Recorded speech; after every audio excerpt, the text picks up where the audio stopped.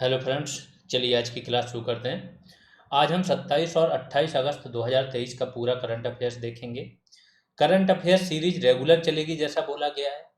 दो पार्ट में होती है ये। पहले दो पार्ट मीन्स एक ही 17-18 मिनट का वीडियो होता है, जिसमें स्टार्टिंग के 3 से 4 मिनट में सारी हेडिंग्स बता दी जाती हैं।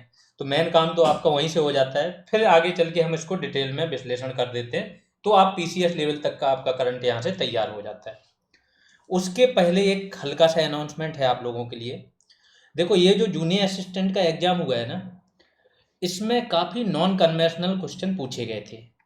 लेकिन नॉन कन्वेंशनल के चक्कर में अगर आप जो जीएस होती है ना, कन्वेंशनल जीएस कॉन्सेप्चुअल, वो नहीं पढ़े होते तो उसमें दुख होता है। ठीक है, उसमें फिर कुछ समझ में नहीं आता, कुछ माइंड मैप नहीं बनता है।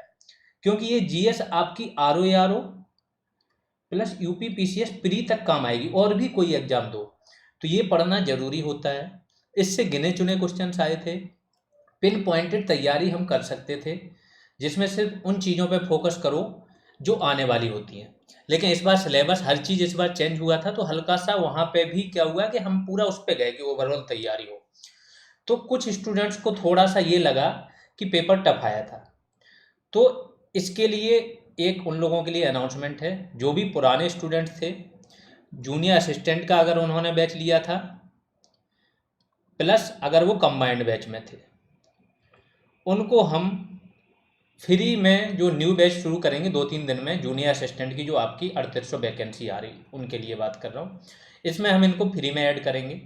बस एक ही शर्त रहेगी कि आपको मेहनत करनी पड़ेगी। इस बैच में अब कोई भी कॉन्सेप्चुअल इतना वो काम कुछ भी नहीं होगा जो आपके पेपर में ना आता हो, क्योंकि एक पेपर हो चुका है। इससे हमको आइडिया भी लग गया है कि हाँ, कहाँ से क्या कर रहे हैं और कैसे पूछ रहे हैं। तो बिल्कुल पिन पॉइंटेड तैयारी चलेगी, और कोशिश रहेगी कि इस पेपर में अब कुछ भी आपका बाहर ना जाए, आपको चौंकना ना पड़े। एक तो करंट बाहर जाता है पूरा, और करंट से रिलेटेड जीएस बाहर जाती है। उसके लिए ये पोर्शन तो करंट वाला आपका डेली करंट अफेयर्स चल ही रहा है। दूसरी चीज एकदम पिन पॉइंटेड तैयारी होगी, जैसा मैंने बोला ना कि करंट में कोई चीज़ करंट से रिलेटेड जीएस की रही है ना, तो उसको डिटेल में लेके जाएंगे। कोई टॉपिक लग रहा है कि यहाँ से पूछा जाता है, उस टॉपिक को डिटेल में कराएंगे। कंप्यूटर हो गया, यूपी स्पेशल और ज़्यादा डिटेल में कराएंगे। हर एक चीज़ नए तरीके से यहाँ पे तैयारी कराएंगे। जो हमारे पुराने स्टूडेंट्स रहे हैं इन बैचेज के, उनको हम सीधा यहाँ पे एनरोल करेंगे, इनसे हम कोई फीस नहीं लेंगे। क्योंकि इस बार उनको हल्का सा लगा कि जीएस थोड़ी सी नॉन कन्वेंशनल आ गई थी, इसलिए चूंकि हम यहाँ पे कोई फीस के लिए उसके लिए नहीं है, ये मेन है सिलेक्शन के लिए। अभी हमारे 3 बैच चल रहे थे, अब हम एकदम टारगेटेड तैयारी कराएंगे। आर ओ प्लस जे न्यू वैकेंसी, केवल ये 2 बैच चलेंगे। आर ओ का ऑलरेडी कोर्स कंप्लीट हो गया है, यहाँ पे हमें रिवीजन कराना है प्लस टेस्ट कराने हैं। ठीक है, और वैल्यू एडिशन। बाकी सारा फोकस आप लोगों पे ही रहेगा, तो रेडी रहो, 2-3 दिन में अनाउंसमेंट होगा। आप लोग अब श्रवण को अपनी जो स्लिप है, जो आपने बैच लिया था, या तो कंबाइंड लिया था या फिर जूनियर असिस्टेंट लिया था, भेज के रखिए। जैसे ही बैच बनेगा आपको इनरोल कर लिया जाएगा। तो चलिए, ये तो हो गया इन्फॉर्मेशन। कुछ स्टूडेंट्स जो मेहनती स्टूडेंट्स हैं, प्लस चाहते हैं कि उस बैच में ज्वाइन करें, तो बैच की फ़ीस तो 299 ही रहेगी। लेकिन अगर वो चाहते हैं और मेहनती हैं, तो ऐसे स्टूडेंट्स के लिए भी हम एक टेस्ट लेंगे बैच के शुरू होने के 1-2 दिन बाद, और उसके जो टॉप 20 स्टूडेंट्स होंगे उनको भी हम फ्री में इनरोल करेंगे। ठीक है, ये अनाउंसमेंट है। बाकी के स्टूडेंट्स आप लोग ज्वाइन कर सकते हो, पढ़ सकते हो। अगर मेहनत करनी है तो यहाँ टेस्ट में अच्छा मार्क्स लेके आइए, और जो पुराने स्टूडेंट्स हैं उनको तो ज्वाइन कराएंगे। अब करंट पे आ जाते हैं। भारतीय वायुसेना की एक टुकड़ी ब्राइट स्टार, जो 2023 का अभ्यास है, तो ब्राइट स्टार 23 लगा है, अभ्यास में भाग ले रही है। वायुसेना की टुकड़ी है ब्राइट स्टार, क्या है क्या नहीं है इसके बारे में हम आगे देखेंगे। प्रसिद्ध अंग्रेजी कवि जयंत महापात्र का कटक में निधन हो गया। अंग्रेजी कवि थे, उड़ीसा के थे, जयंत महापात्र, कटक में निधन हो गया। कौन से पुरस्कार मिले, क्या इनकी कृतियाँ रही हैं, ये चीज़ें हम डिटेल एनालिसिस अभी आगे आएगा उसमें देखेंगे, अभी तो केवल हेडलाइंस देख रहे हैं। एमरसन मनांगवा, ठीक है, एमरसन मनांगवा को दूसरे और अंतिम 5 साल के कार्यकाल के लिए जिम्बाब्वे के राष्ट्रपति के रूप में फिर से चुना गया है। तो इसके पहले भी यही जिम्बाब्वे के राष्ट्रपति थे, फिर से बन गए हैं। इनको कहीं ना कहीं आपने देखा होगा। ठीक है, नीरज चोपड़ा के बारे में सबको पता है। इंडिया में अगर कोई सबसे ज़्यादा कंसिस्टेंट खिलाड़ी है क्रिकेट के अलावा, तो वो यही हैं, सितारे हमारे। हम कभी निराश नहीं करते हैं। जो भी इन्होंने चीज़ें की हैं, जो भी टूर्नामेंट में भाग लिया है, केवल यही था विश्व एथलेटिक्स चैम्पियनशिप। इसमें इन्होंने पिछली बार सिल्वर लाए थे, इस बार इन्होंने इसको भी गोल्ड कर दिया। बाकी सब में ये गोल्ड लेके आए जितनी भी इन्होंने खेली हैं। तो ये क्या हुआ, हंगरी के बुडापेस्ट में विश्व एथलेटिक्स चैंपियनशिप जो आयोजित की गई थी, उसमें ये स्वर्ण पदक जीते हैं और पहले भारतीय बने। ठीक है, तो कहाँ हुई थी, पहली चीज़ तो आपको ये पता होना चाहिए, हंगरी के बुडापेस्ट में हुई थी। क्या हुआ था, विश्व एथलेटिक्स चैंपियनशिप, और यहाँ क्या जीते हैं ये, स्वर्ण पदक। भारत ने 2024 में G20 की मेजबानी के लिए B20 की अध्यक्षता ब्राज़ील को सौंपी। लास्ट जो करंट अफेयर्स की क्लास थी उसमें मैंने बताया था आपको कि एक बिजनेस 20 है। बिजनेस 20 में क्या है कि पूरे दुनिया भर के जो बड़े बड़े बिजनेस घराने हैं, उद्योगपति हैं, उनका एक समूह है और इसके अध्यक्ष कौन है, एन चंद्रशेखरन। ये कौन है, एन चंद्रशेखरन, ये है टाटा समूह के चेयरमैन, CEO। ठीक है, रतन टाटा के बाद साइरस मिस्त्री बने थे और उनको हटा के यही बने हैं। आगे आते हैं, भारत और एशियाई विकास बैंक, एशियन डेवलपमेंट बैंक, इन दोनों ने मिलकर क्या किया, दिल्ली में एक जलवायु परिवर्तन और स्वास्थ्य केंद्र स्थापित किया जाएगा, ये दोनों मिलकर करेंगे। अगला क्या है, भारतीय पुरुष 4x400 मीटर रिले टीम ने पहली बार विश्व चैंपियनशिप फाइनल के लिए क्वालिफाई किया। बहुत इंपॉर्टेंट है, विश्व चैंपियनशिप चल रही एथलेटिक्स की, एथलेटिक्स में सब कुछ आ जाता है, रनिंग आ जाता है, रिले आ जाता है, ये सारी चीज़ें। ठीक है, और जेवलिन थ्रो वगैरह भी इसी में आता है।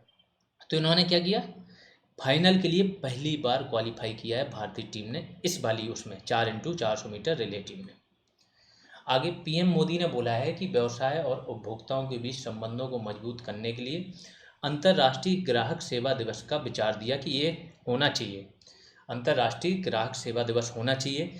इसका बिल्कुल मानना है कि भारत अब आगे चल के ये दिवस घोषित कर देगा, इतना आप जान के चलो। ठीक है, जल शक्ति मंत्रालय है, इसने क्या किया, एक जनगणना रिपोर्ट जारी की है। जनगणना किस पे थी कि देश में कितनी लघु सिंचाई परियोजनाएं चल रही हैं, एक वाटर जमीन के ऊपर, एक जमीन के नीचे। ठीक है, तो इस पे हम देखेंगे, ये थोड़ा इंपॉर्टेंट हो जाएगा आपके मेंस के हिसाब से, कोई भी मेंस अगर आप दे रहे हो, प्लस प्री में भी UP स्पेशल क्वेश्चन में ये पूछ देते हैं। आगे आते हैं, नासा और स्पेस एक्स का अंतरिक्ष यान है। ठीक है, 4 अंतरिक्ष यात्रियों को अंतर्राष्ट्रीय अंतरिक्ष स्टेशन ले गया है। तो नासा का तो कॉन्टेक्ट है, लेके कौन जाता है, स्पेस एक्स का।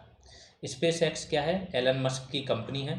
इसने अपना ड्रैगन करके एक बनाया हुआ है स्पेस यान। ठीक है, वो ले जाता है अंतरिक्ष स्टेशन पे, छोड़ देता है और वापस भी आ जाता है। रीयूजेबल लॉन्च व्हीकल, RLV इसको बोलते हैं। तो यही इसको लेके गया है, डिटेल में अभी बाद में देखते हैं। उबले चावल पर सरकार द्वारा 20% निर्यात शुल्क लगाया गया। ये इंपॉर्टेंट न्यूज नहीं है, बस दे दिया मैंने कि हेडलाइन पढ़ लो कि जो चावल होते हैं ना, कुछ उबले चावल होते हैं, उनको ज़्यादा आपको पकाना नहीं पड़ता है, आपने गर्म पानी में डाला, अपने आप वो हो जाते हैं बासमती टाइप के। तो अभी तक निर्यात शुल्क 40% किस पे लगा था, गैर बासमती चावल पे। अब बासमती पे भी लगा दिया क्योंकि चावलों की कीमतें बढ़ रही थी अपने देश में। आगे चलते हैं, चंद्रमा पर चंद्रयान 3 की लैंडिंग साइट को मोदी जी ने नाम क्या दिया, शिव शक्ति पॉइंट। और जहाँ पे चंद्रयान 2 जो है क्रैश हुआ था, उसको बोला है ये तिरंगा होगा। 23 अगस्त को बोला है ये क्या होगा, 23 अगस्त आपका अंतरिक्ष दिवस होगा। तो इस पर अभी डिटेल में बात करेंगे। और ब्रिक्स के, अभी ब्रिक्स की मीटिंग हुई थी साउथ अफ्रीका में, ब्रिक्स समिट हुई थी, मोदी जी गए थे। इसमें 6 नए देशों को इसका सदस्य बनाया गया है, तो उस पर भी बात करेंगे। चलिए अब आ जाते हैं, डिटेल में देख लेते हैं। भारतीय वायुसेना की टुकड़ी ब्राइट स्टार 23 अभ्यास में भाग ले रही है। क्या है ये ब्राइट अभ्यास 23, द्विवार्षिक बहुपक्षीय त्रिसेवा अभ्यास है। त्रिसेवा का मतलब समझ रहे हैं, आर्मी, नेवी और एयरफोर्स तीनों भाग लेते हैं। ठीक है, जो 27 अगस्त से 16 सितंबर 2023 तक कहाँ पे, मिस्र की राजधानी क्या है, काहिरा, पश्चिम एयरबेस मिस्र में आयोजित होने वाला है। भारतीय वायुसेना पहली बार इस अभ्यास में भाग ले रही है। अभ्यास में कौन कौन है, अमेरिका है, सऊदी अरब है, ग्रीस है, कतर की टुकड़ी भी हिस्सा ले रही, ये सब ले रहे हैं। ठीक है, सऊदी अरब, ग्रीस, कतर और अमेरिका, और मिस्र में तो हो ही रहा है, तो मिस्र तो अपने आप ले ही रहा है। तो नाम याद रखो, ब्राइट स्टार 23 कहाँ पे, काहिरा में हुआ था और भारत ने भाग लिया था, भारत की वायुसेना ने भाग लिया था। अगले उस पर आते हैं, प्रसिद्ध अंग्रेजी कवि जयंत महापात्र का कटक में निधन हो गया। ठीक है, अंग्रेजी कवि थे। इनका कटक में निधन हुआ, 95 वर्ष की आयु में निधन हुआ। कटक कहाँ है? उड़ीसा में। उन्हें उनकी कविता रिलेशनशिप के लिए 1981 में साहित्य अकादमी पुरस्कार और 2015 में पद्मश्री मिला था। तो इम्पोर्टेंट हो सकता है, पूछा जा सकता है। उन्होंने उड़िया साहित्य की पहुंच लोगों तक पहुंचाई, क्योंकि उड़िया में ही ये साहित्य लिखते थे, और जो फेमस हो जाते हैं उनका साहित्य अदर भाषा वाले भी पढ़ते हैं, उसका अनुवाद होता है, तो इसलिए वो क्या होते हैं ना, उस भाषा के लिए बहुत बड़ा स्रोत बन जाते हैं दुनिया में उसका प्रचार प्रसार के लिए। आगे चलते हैं। एमरसन मनांगावा को दूसरे और अंतिम 5 साल के कार्यकाल के लिए जिम्बाब्वे के राष्ट्रपति के रूप में फिर से चुन लिया गया है 26 अगस्त को। अब ये देखो, ये अफ्रीकन कंट्रीज हैं। नाइजीरिया को आप देखोगे ना तो मिडिल में है, मिडिल से हल्का सा इधर पे। अब नाइजीरिया यहाँ पे है आपका, मतलब ऊपर के साइड उत्तर और बीचों बीच में। अगर अफ्रीका का ये मैप मान लो तो यहाँ पे है नाइजीरिया, ठीक। तो यहाँ पे नाइजीरिया आपकी है, तो यहाँ पे क्या हो रहा है, जितने भी देश है, नाइजीरिया तो फिर भी है कि थोड़ा सा यहाँ पे स्टेबिलिटी है, लेकिन सूडान वगैरह है, साउथ सूडान है, इसके बाद नाइजर अभी था, नाइजर एकमात्र देश था जहाँ पे लोकतंत्र था, वहाँ पे भी सेना ने क्या कर दिया, तख्ता पलट कर दिया, ठीक। तो यहाँ पे उथल पुथल मची रहती है। नाइजीरिया थोड़ा ऐसा है कि इसकी इकोनॉमी अच्छी चल रही है, ठीक ठाक देशों में आती है इसकी इकोनॉमी, और जनसंख्या भी अच्छी खासी स्पीड से बढ़ रही है। तो इनके जो एमरसन मनांगवा है, हिंसक और विवादित चुनाव हुए, और ऐसा माना गया था कि इसकी रिजल्ट जो है काफ़ी देर बाद घोषित किए जाएंगे, लेकिन उम्मीद से पहले घोषित कर दिए गए। 80 वर्षीय मनांगवा को 52.6% वोट मिले, और मुख्य विपक्षी नेता कौन थे? नेल्सन चामिसा, इनको 44% वोट मिले। अब देखो, डेली करंट अफेयर्स का यही फायदा होता है, आपने आज केवल ध्यान से देख लो तो पर डे जब आप करंट अफेयर्स देखते हो, एक बार हेडिंग्स पढ़ ली तो आपके माइंड में चीज़ें आ गई, दूसरी बार आपने डिटेल में देख लिया सेम वीडियो को, और तीसरी बार केवल इंपॉर्टेंट पॉइंट्स आप क्या करते जा रहे हो, उसको नोट करते जा रहे हो। तो इंपॉर्टेंट पॉइंट्स आपने नोट कर लिए, हो गया आपका काम। अब इसमें ना सिर्फ आपको यहाँ का ये याद रहेगा कि ये राष्ट्रपति कहाँ के बने, कौन बने, जो विपक्ष के नेता हैं वो भी याद रह जाएंगे, ठीक है। नीरज चोपड़ा हंगरी के बुडापेस्ट में आयोजित विश्व एथलेटिक्स चैंपियनशिप में स्वर्ण जीतने वाले पहले भारतीय बन गए हैं। इनके बारे में जानते हैं। भारतीय एथलेटिक्स के लिए ऐतिहासिक क्षण था, इन्होंने भाला फेंक प्रतिस्पर्धा में स्वर्ण जीता। ये तो सबको अब पता होगा, देश के हर एक व्यक्ति को, कि भाला फेंक में ये भाग लेते हैं। Golden boy of Indian athletics, इनका एक मीडिया ने इनको पदवी दी हुई है। इस प्रतिष्ठित चैंपियनशिप में स्वर्ण पदक जीतने वाले पहले भारतीय एथलीट बनकर उभरे हैं। इन्होंने इतिहास रचा है। इसके पहले सिल्वर भी जब उन्होंने पिछली बार जीता था, तो पहले भारतीय थे विश्व एथलेटिक्स चैंपियनशिप में सिल्वर जीतने वाले, ठीक है। उसके पहले आपके सिर्फ और सिर्फ मिल्खा सिंह थे जिन्होंने ब्रॉन्ज मेडल जीता था। बाकी यही व्यक्ति हैं जो ओलंपिक में भी गोल्ड लेके आए, यहाँ पे भी गोल्ड, कोई ऐसा क्षेत्र है नहीं जहाँ ये गोल्ड लेके नहीं आ रहे। 2016 में इन्होंने जूनियर शायद इंडियन गेम्स थे या कॉमनवेल्थ, उसमें भाग लिया था, वहीं से स्वर्ण का इनका सफर शुरू हुआ था, जब से बराबर स्वर्ण ही जीत रहे। नीरज चोपड़ा ने 88.17 मीटर का थ्रो फेंका था। इन्हीं के ही रोल में, मतलब नीरज चोपड़ा को रोल मॉडल मानते हैं ये व्यक्ति अरशद नदीम है। वैसे तो पाकिस्तानियों को देख के इंडिया का कोई व्यक्ति पसंद नहीं करता है, बट ये व्यक्ति को आप देखोगे इतना ही डाउन टू अर्थ है, हमेशा हर चीज़ में नीरज चोपड़ा को अपना आदर्श मानता है। अभी कल की ही फोटो आ रही थी कि इस बंदे ने क्या बोला, पहले नीरज चोपड़ा ने बुलाया तो नीरज चोपड़ा के पास अपना फ्लैग था, इसके बाद फ्लैग नहीं था, फिर भी आ गया और इंडिया के फ्लैग के तले इसने फोटो खिंचाई, पहली चीज़। दूसरी चीज़, जब इससे मीडिया वाले ने पूछा तो इसने बोला कि ऐसा ही गॉड करे कि ऐसा ही हो कि हम ओलंपिक में भी 1 और 2 नंबर बने रहें। पाकिस्तानी चाह रहे थे कि इंडिया को पछाड़ेंगे, लेकिन वो खुद ही बोल रहा है कि ऐसा ही वहाँ पे भी हो जाए। तो ये है इसका। महिलाओं की 3000 मीटर स्टेपल चेज, ये ध्यान रखना, ये भी इम्पोर्टेंट है। स्पर्धा में भारत की पारुल चौधरी जो है 11वें स्थान पर रहीं, और 2024 पेरिस ओलंपिक के लिए ये क्वालिफाई हो गई हैं। तो स्टेपल चेज जो है आपका, इसमें भी क्या हुआ, पारुल चौधरी क्वालिफाई कर गई हैं और 11वें नंबर पर थी। आगे चलते हैं। भारत ने 2024 में G20 की मेजबानी के लिए B20 की अध्यक्षता ब्राजील को सौंपी। देखो G20, अब यहाँ से यही पता चलता है इस बार अध्यक्षता कौन कर रहा है, भारत। इसके पहले कौन कर रहा था, इंडोनेशिया, ध्यान रखो। आगे कौन करेगा अगले साल, ब्राजील। तो ये तीनों विकासशील देश हैं, कोई भी विकसित देश नहीं है इसमें। भारत, पहले इंडोनेशिया था, आगे चल के ब्राज़ील होगा। तो अब जितनी भी मीटिंग हो जाती हैं, तो G20 के साथ ही B20 है। एन चंद्रशेखरन, मैंने बताया, इसके भी अध्यक्ष हैं, एन चंद्रशेखरन, ठीक है। तो इस B20 की मीटिंग हो गई, फाइनल मीटिंग अभी हुई थी। अब इसकी अध्यक्षता है भारत किसको सौंप देगा, अगला जो है ब्राज़ील, उसको सौंप दी। सेम ऐसे ही G20 समिट हो जाएगी, तो उसकी भी अध्यक्षता किसको सौंप दी जाएगी। तो G20 के पहले बहुत सारी मीटिंग्स होती है, पर्यटन की होती है, इसकी होती है, और हर एक क्षेत्र की मीटिंग होती है। और जैसी मीटिंग एक फाइनल खत्म होती है, तो उसकी अध्यक्षता सौंप दी जाती है। ये आखिरी जो 3 दिवसीय सम्मेलन होगा, वो तो फाइनल होता है, उसमें सारे जितने भी समझौते होते हैं उन पर मोहर लग जाती है। इसके बारे में जानते हैं। G20 प्रेसिडेंसी के तहत भारत की B20 प्रेसिडेंसी ने वसुधैव कुटुंबकम, ठीक है, यही थीम है, एक भारत एक वर्ल्ड वन परिवार, ठीक है, वसुधैव कुटुंबकम की बात हो रही है। एक पृथ्वी एक परिवार एक भविष्य, ये है थीम इसकी, ठीक, के तहत काम किया। B20 शिखर सम्मेलन वैश्विक व्यापार समुदाय के साथ आधिकारिक G20 संवाद फोरम है। मतलब विश्व का जो व्यापार समुदाय है, इसके साथ आधिकारिक G20 संवाद फोरम है। B20 इंडिया के अध्यक्ष कौन है, एन चंद्रशेखरन।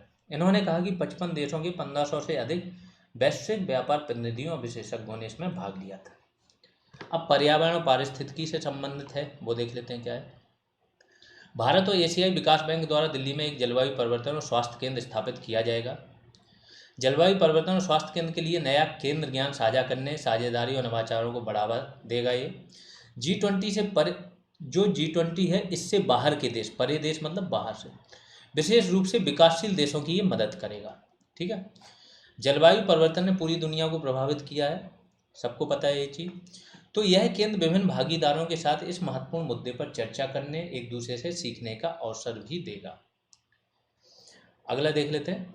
भारतीय पुरुष की जो 4x400 मीटर, मतलब 400 मीटर के 4 राउंड होते हैं, रिले टीम ने पहली बार विश्व चैंपियनशिप फाइनल के लिए क्वालिफाई किया है। तो ये भी इम्पोर्टेंट है कि पहली बार, क्योंकि देखो एक ओलंपिक है, ओलंपिक के बाद अगर कोई बड़ा आयोजन होता है तो वो क्या होता है, किसी चीज़ का विश्व कप।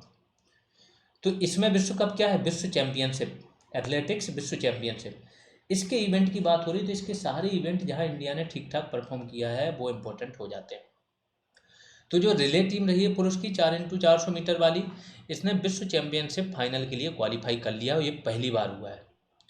कौन कौन थे इसमें, मोहम्मद अनस याहिया, अमोज जैकब, मोहम्मद अजमल बरियाथोड़ी और राजेश रमेश, इनकी टीम थी। ये संयुक्त राज्य अमेरिका के बाद दूसरे स्थान पर ये टीम रही, ठीक है।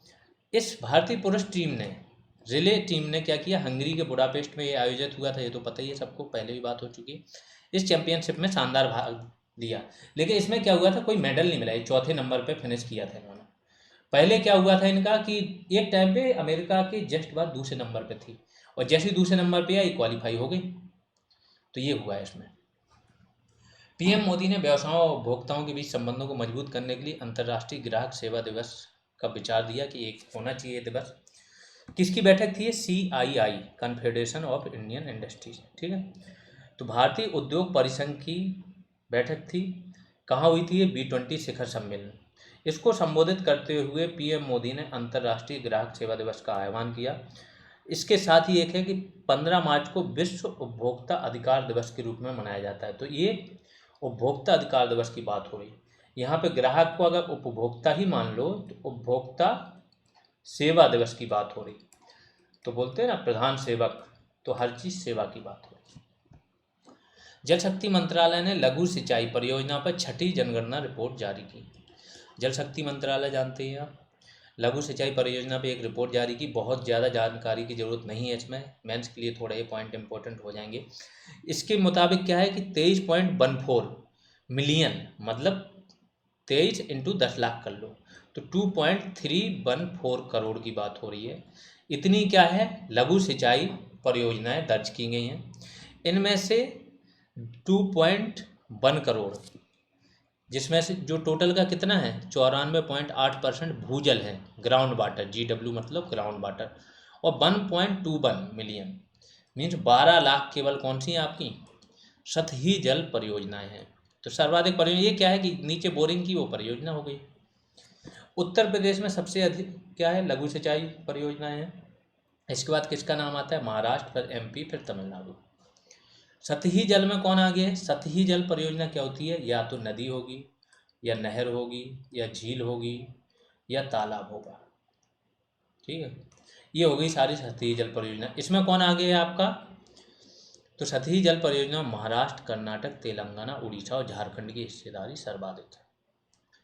फिर आ जाते हैं नासा का, स्पेस एक्स का ड्रैगन अंतरिक्ष यान। 4 अंतरिक्ष यात्रियों को अंतर्राष्ट्रीय अंतरिक्ष स्टेशन ले गया। ISA, international space agency. ठीक है, तो ये क्या है? ये 5 देश हैं, रूस भी है उसमें, यूएसए भी है। इन्होंने मिलकर क्या है? अंतर्राष्ट्रीय अंतरिक्ष स्टेशन बनाया हुआ है। इस पे जाते हैं यहाँ से, तो कोई भी चीज़ पहुँचानी हो, नए अंतरिक्ष यात्री को वहाँ चेंज करना हो, नए को ले जाना, पुराने को वापस लाना, ये सारा काम है। तो नासा ने अब ये काम किसको दिया हुआ है? स्पेस एक्स के साथ नासा का एक समझौता हुआ है। स्पेस एक्स वहाँ की प्राइवेट कंपनी है, एलन मस्क की, वही उनका ड्रैगन यान है, ये ले जाता है। तो फाल्कन 9 रॉकेट द्वारा ले जाया गया ड्रैगन अंतरिक्ष यान फ्लोरिडा में नासा के कैनेडी स्पेस सेंटर से रवाना हुआ। ये सब स्थान की जानकारी जरूरी नहीं है। क्रू 7 की कमान कौन? अमेरिकी जैस्मीन मोगबेली संभाल रही है, जैस्मीन मोगबेली। इसमें डेनमार्क के एंड्रियास मोगेनसन और जापान के सातोशी फुरुकावा और रूस के कॉन्स्टेंटिन बोरिसोव शामिल है। ये ध्यान रखो, रूस के भी अंतरिक्ष यात्री को ले गए। यहाँ पे अंतरिक्ष में सारे मिलके एक दूसरे को वो कर रहे हैं, सपोर्ट कर रहे हैं, लेकिन यहाँ पे पृथ्वी पे लड़ रहे हैं, एक दूसरे को मारने पे उतार हुए हैं। यह एलन मस्क के ड्रैगन अंतरिक्ष यान पर चालक दल की 8वीं उड़ान है। मतलब ड्रैगन अंतरिक्ष यान 8वीं उड़ान अभी पिछले 2 साल के अंदर भर चुका है। आगे चलते हैं। फिलहाल कुल 7 लोग अंतर्राष्ट्रीय स्पेस स्टेशन है जो उस पर हैं, और अंतर्राष्ट्रीय जो स्पेस स्टेशन है वो पृथ्वी से लगभग कितनी 400 किलोमीटर दूर है। किसमें? ध्रुवीय पोलर कक्षा में होता है। ध्रुवीय जो कक्षा होती है, पृथ्वी ऐसी है तो ध्रुवीय कक्षा ऐसी होती है, इस तरीके से चक्कर लगाती। ये सबसे पास वाली कक्षाएं होती हैं, 250 किलोमीटर से स्टार्ट हो जाती हैं आपकी, और पास की होती हैं 800, 1000, 2000 तक ज़्यादा से ज़्यादा जाती हैं। और ये पृथ्वी का अवलोकन दिन में बहुत ज़्यादा चक्कर लगा लेती हैं, इसलिए इस पर है। चंद्रमा पर चंद्रयान 3 की लैंडिंग साइट को शिव शक्ति पॉइंट के नाम से जाना जाएगा। ये सारे पॉइंट पहले डिस्कस हो गए, फिर से देख लो जल्दी। कि 26 अगस्त को पीएम मोदी ने क्या घोषणा की कि जिस पॉइंट पे चंद्रयान 3 का लैंडर जो है, क्या नाम है इसका? विक्रम लैंडर था, ठीक है, उतरा, उस पॉइंट को क्या शिव शक्ति पॉइंट बोला जाएगा। जहाँ पे चंद्रयान 2 पिछली बार गया था वो भी विक्रम लैंडर ही था, वो क्रैश हो गया था, उसे अब क्या बोला जाएगा? तिरंगा। और हर प्रयास, जो प्रयास था बहुत बड़ा प्रयास था, तो इसमें क्या है, जो 23 अगस्त को जब पहुँचे थे, तो इस प्रयास की सफलता का जो दिन है उसको राष्ट्रीय अंतरिक्ष दिवस के रूप में मनाया जाएगा। ये 3 घोषणाएं मोदी जी ने की थी, इसरो के हेडक्वार्टर ये गए थे। आगे चलते हैं। 6 और देश ब्रिक्स के सदस्य बनेंगे। कौन कौन से देश हैं? पहले तो देख लो ये कौन सा सम्मेलन था? 15वां 50th ब्रिक्स शिखर सम्मेलन था। 24 अगस्त 2023 को दक्षिण अफ्रीका के जोहान्सबर्ग में संपन्न हुआ। अब कितना कितना इजी हो जाएगा ये देखो, अगर आप डेली करंट पढ़ रहे हो ना, लास्ट में जब इकट्ठा पढ़ते हो, ब्रिक्स पढ़ो, B20 देखो कौन था, क्या चौंक जाते हो कि ये क्या है, चल क्या रहा है। एथलेटिक्स, अब एक दिन में इतनी सारी चीज़ें आ गई, जब आप इसको पढ़ लोगे, याद कर लोगे, मेन पॉइंट नोट कर लोगे, तो लास्ट में आपके लिए इतना आसान होगा, एक बार पलट के देखोगे हर एक चीज़ आ रही होगी। यह कोविड-19 महामारी के बाद पहली बार व्यक्तिगत रूप से आयोजित शिखर सम्मेलन था। कौन कौन थे इसमें? मतलब जो नए सदस्य बने हैं, नाम ध्यान रखना, 6 हैं। ईरान, किसका सपोर्टर? चाइना का। इंडिया के भी रिलेशन अच्छे हैं, बट चाइना चाह रहा था इनको लेके आओ। इसके सऊदी अरब, इनको भी चाइना चाह रहा था। इसके संयुक्त अरब अमीरात, इंडिया। अर्जेंटीना, ये न्यूट्रल है। एक हिसाब से ये देखो कि बहुत ज़्यादा वो नहीं, न्यूट्रल कम। इथोपिया को भी चाइना चाह रहा था कि वो लेके आए। और एक और कंट्री है 2024 से ब्रिक्स के ये नए सदस्य बनेंगे, ठीक है। अब इनके सदस्य बनने से क्या है, पहले चाइना चाह रहा था केवल सऊदी अरब और कौन, ये ईरान, ये 2 बन जाए, तो ये जो अमेरिका विरोधी गठबंधन को ये ज़्यादा मजबूत कर रहे थे। इंडिया ने यहाँ पे थोड़ा अपना वीटो का यूज किया। पहले तो इंडिया ने ये भी मना कर दिया था, ये भी खबरें आ रही थी कि ब्रिक्स का विस्तार ही नहीं होगा, लेकिन फिर विस्तार हुआ।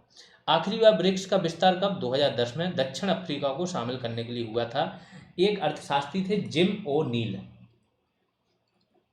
इन्होंने सबसे पहले ब्रिक, ब्राज़ील, रसिया, इंडिया, चाइना, इसकी बात की थी कि ये वो होना चाहिए 4 देशों का, क्योंकि ये सबसे तेज़ी से उभरती हुई अर्थव्यवस्था है। और सेम इनकी इंडिया इन सब की बैठक हुई थी यूएन समिट के बाद, और इन्होंने यही नाम दे के अपना लिया था। बाद में 2010 में साउथ अफ्रीका शामिल हुआ तो ये ब्रिक्स हो गया। अब ये बढ़ जाएगा इसके नाम, क्योंकि 6 नए देश आ गए आपके। तो आज का करंट अफेयर्स यही समाप्त होता है। इसमें 2 दिन का हो गया आज का करंट अफेयर्स, इसलिए वीडियो लंबा हो गया होगा। ठीक है, 27 और 28 अगस्त का 2 दिन का एक साथ आपका करा दिया गया। चलिए, अगर आपको लग रहा है कि हाँ आपको समझ में आ रहा है, हेल्पफुल चीज़ें हैं, तो आप शेयर करते रहो जो भी आपके आसपास है, लाइक सब्सक्राइब भी करते रहो। अभी के लिए इतना ही, धन्यवाद।